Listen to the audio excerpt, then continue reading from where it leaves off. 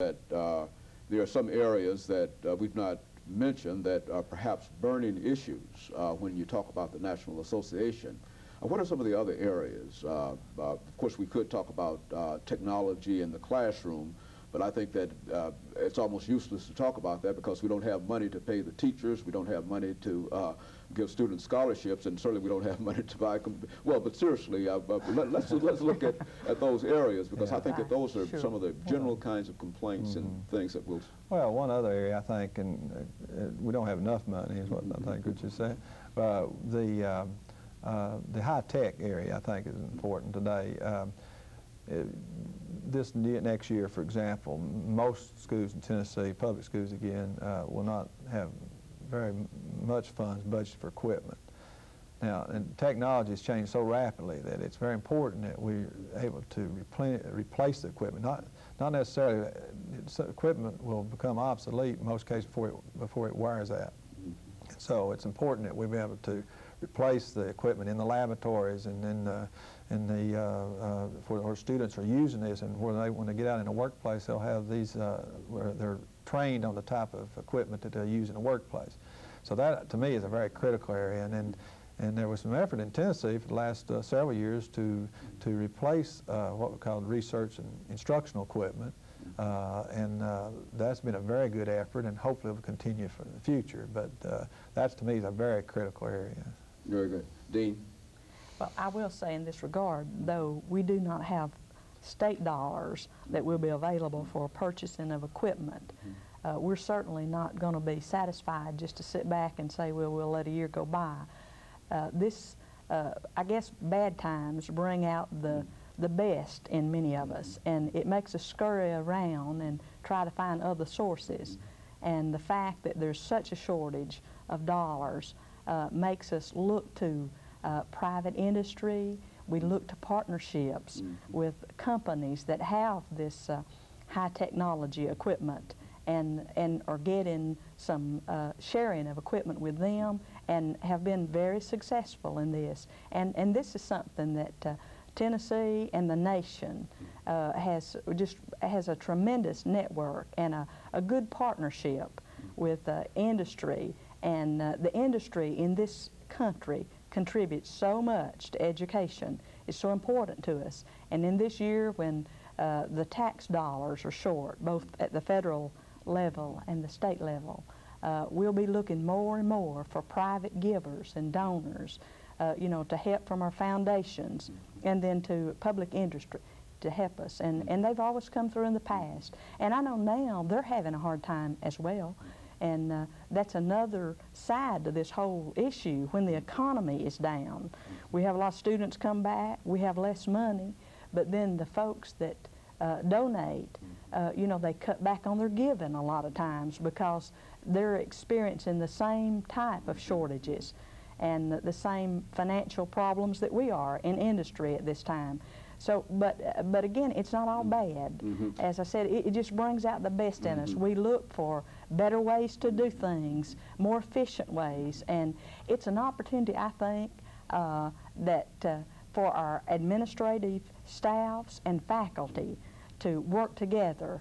You know, generally you find us kind of in separate fields. We let the faculty take care of the classroom and let the administrators stay over in their offices.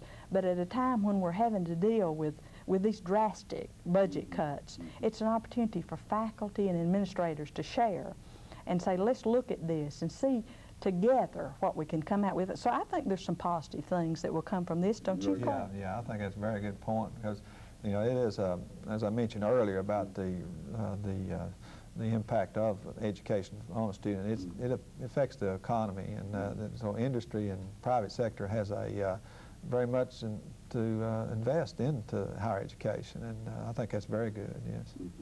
Well, the cost of education, resource allocations, and other problems, all of these problems will be addressed by the General National Association. I think you've also, and I had an opportunity to see a printout of some of the speakers that would participate, and I think Mr. Haley is also going to be there, and perhaps the two of you might be able to give me some information relative to some of the other participants that that will play an important part in this convention? Well, Dr. Coe, who's president of Spelman College, will be also a speaker. There's also a lot of some individuals who are with colleges who are making presentations, as well as some vendors actually who are making presentations on how to save money or how new products, things like that. So there's quite an array of top names or well-known people, as well as some of your people, local people, and some of your people at the campus level who are working day to day on how to solve problems and how to resolve issues, and they'll be telling how they do it, and hopefully the other business officers can learn from that and take those tips home and apply them at their institution. So, a lot of conferences like this, you get a lot of good tips and good ideas at the coffee breaks and at different times during a meeting like this. Somebody will say, well, here's why I've got a problem, and how did you deal with it? And they say, well, I've come up with a solution. Here's what I did, and you take that home and apply it. And so there's a lot of information exchange in that manner, as well as just the formal kind of meetings.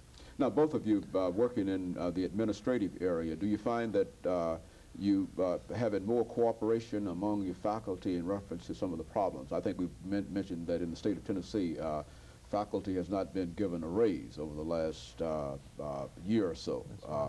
Now, do you find that to be a problem? And being the person who is primarily in charge of the financing of an institution, how do you find that reaction to what you're doing?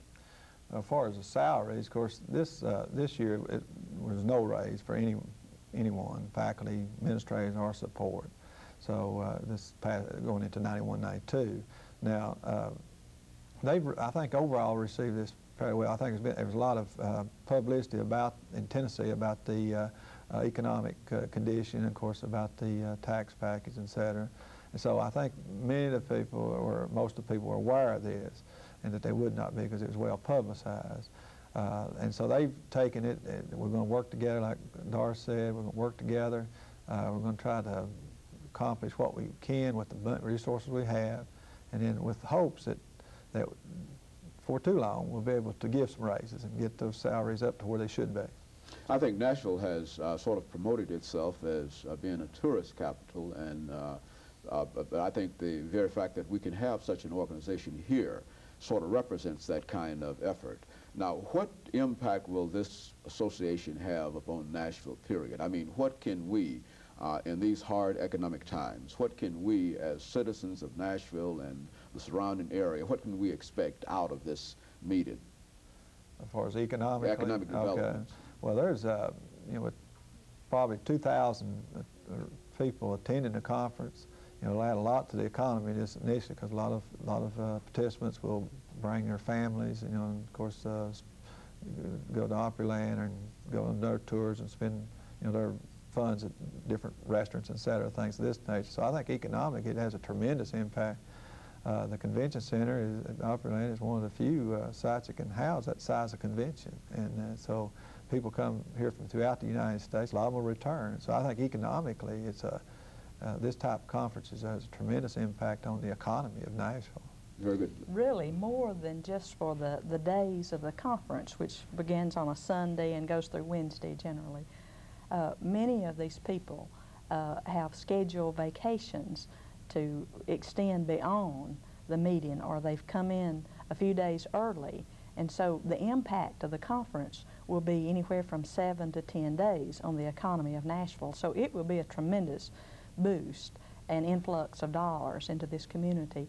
With the type, with the numbers of people that come to a conference like this, I believe there's only 6 or 8 cities in the United States that could host this meeting. Now, where will this meeting be held next year? Has that already been announced? I'm not sure. It might be in the discussion stage. Yeah, right.